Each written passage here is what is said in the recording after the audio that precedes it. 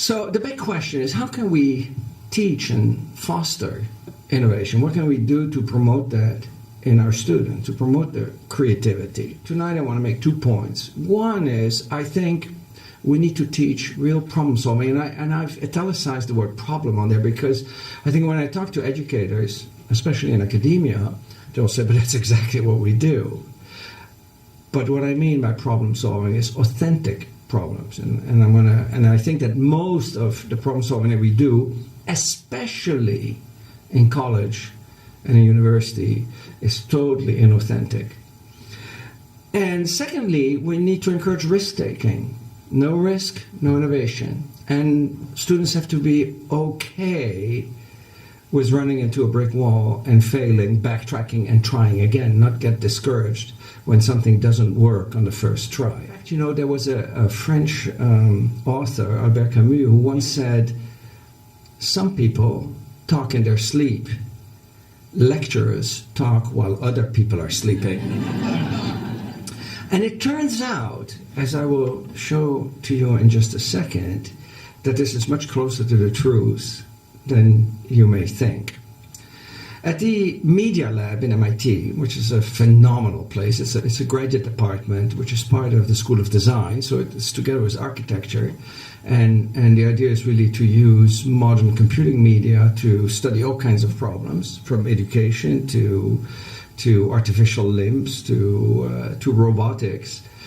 But there's one group at the Media Lab at MIT that studies effective computing, and the PI of that group is Rosalind Picard, and one of her graduate students developed a sensor that measures electrodermal activity. You wear it around your wrist like one of these fitness trackers, but what it measures, it doesn't measure heart rate or steps.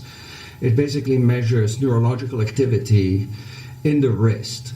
The reason that they developed this was mostly to do things like monitoring pain and other things. Now, the big advantage is that you can give someone one of these sensors and then let the person go about his or her business, and then after a few days download the data and study the data.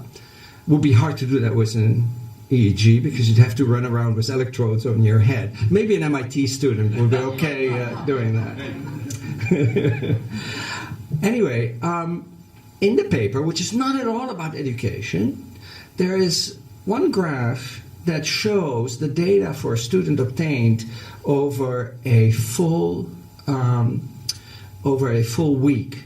And those data should back up the first point on this slide, namely that in a lecture, it's very hard to pay utmost attention. Here's that graph. The graph has on the horizontal day 1, day 2, day 3, day 4, and on the vertical, and on the horizontal it has time, starting at 4 o'clock when the student started wearing the sensor, up to 3 o'clock in the afternoon. As you can see, there are periods of intense activity and then other periods of less activity. Now, they asked the student to keep track in a notebook of what he or she was doing. I want to draw your attention to the parts of the trace labeled class. The trace goes flat. Compare that to sleep, the highlighted region there.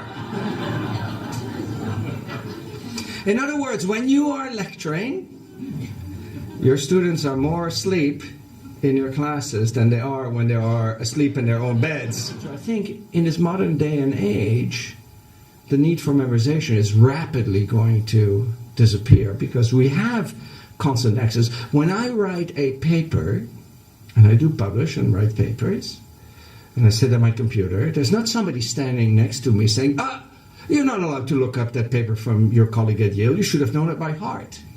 No, I can look up whatever I want. It's not about memorizing. It's about knowing how to apply.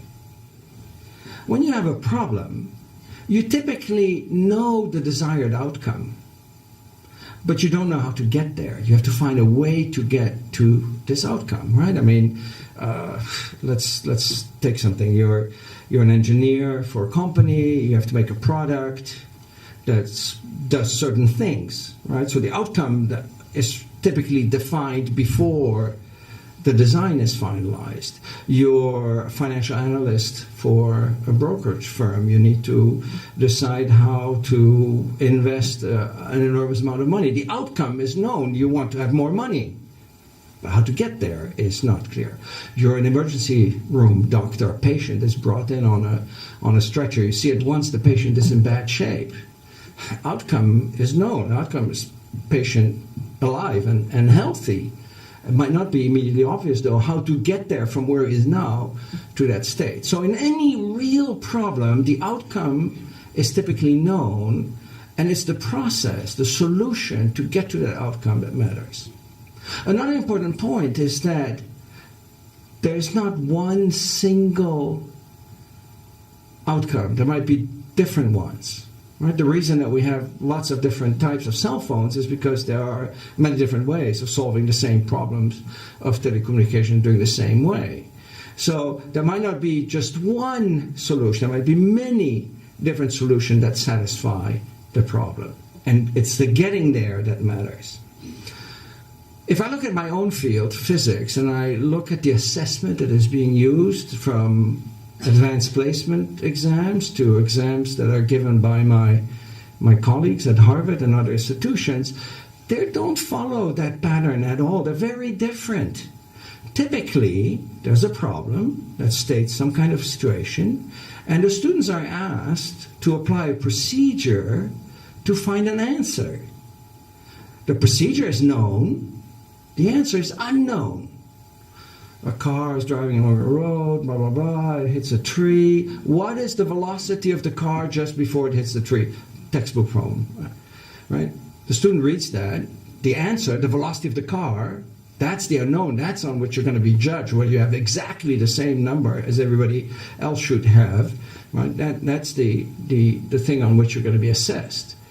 The student in his or her mind is just going to hunt for an equation that, given the number of unknowns in the problem, is going to give that velocity. Notice the difference there on the screen. Unknown solution, known outcome, known procedure, unknown answer. The interesting thing is that if you look at the second category of problems, computers can do this. Computers can apply procedures. In fact, they do it with much more patience and much more accurately than any human being. If you take a real problem, there's not just a road that leads straight to a solution, just as for the more standard types of problem. You may need to try out one thing, run into a brick wall, and try another thing, then try a third thing, and then finally you stumble upon the approach that works. Small kids are, I think, really good at that. They love trying and exploring, but somehow we manage to turn off that willingness to experiment and take risk and try and fail. And in part, I think it is because the assessment is incompatible with real problem solving, in the sense that you get points off when you make a mistake. Well, if you get points off for making a mistake, you're going to think twice before you risk making a mistake, which is what I meant by earlier when I said that assessment stifles creativity. So I think traditional assessment, and this is largely driven by people, unfortunately, at the college level, focuses on outcome, not on process. It discourages risk-taking because you lose points for making mistakes, even though we all know the road to innovation is littered with mistakes. Thirdly, it focuses on the individual, not on the group, whereas in any type of jobs that our students will have later in life, they'll work as a group, not as an individual. And lastly, as the picture in the background shows, it doesn't mirror the future work environment. It puts you in a situation that is completely incompatible with the future work environment. So thank you very much.